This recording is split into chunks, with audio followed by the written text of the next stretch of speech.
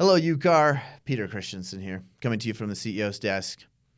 Going to do a quick hypothetical with you today.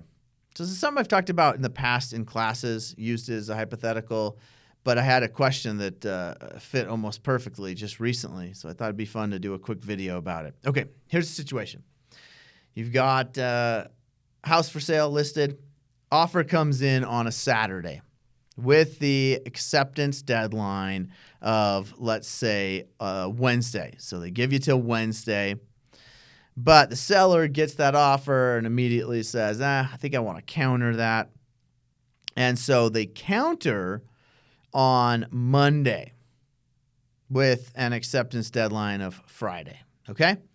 So while the buyer is thinking it over, seller's having discussions and says, you know what, the initial offer wasn't bad. Let's just go ahead and accept it. But they have this counter offer pending. So they think, well, why don't we just rescind the counter offer? Because let's say it's Tuesday. So there's still a day left of acceptance deadline, of acceptance timeline of the initial offer, right? Because it was set to expire on Wednesday.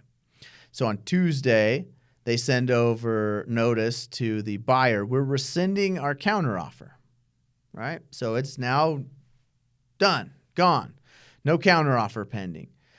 So because there's still some time left to accept the initial offer, they go ahead and say, we accept your initial offer, buyer.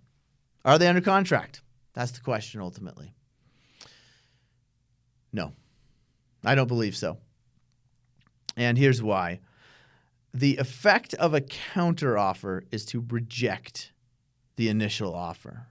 So the offer was still valid. They still had time to accept it until Wednesday. But once they counter it, once they counter the buyer's offer, what they're doing, it's as if they marked reject and sent it back. Well, you can't reject an offer on Monday and then accept it on Tuesday because the acceptance deadline was for Wednesday, right? Once you say, no, I reject your offer, it's done.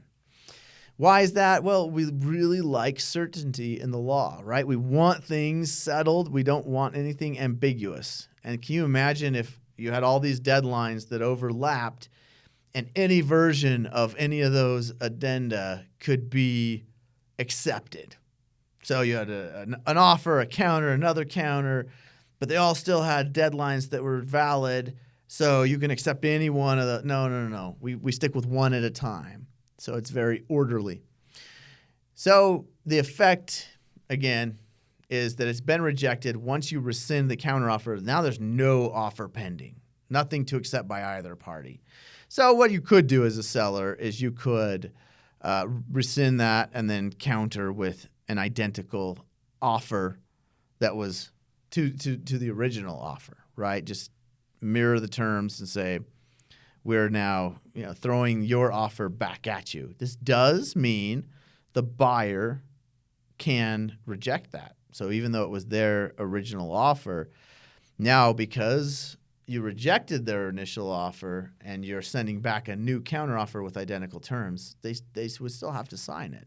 So that's a risk you run, but it's not a risk. You already rejected it. Hopefully that makes sense. I usually diagram it when I teach class, but it's not an interesting little scenario. Remember, this is not legal advice. This is legal information only.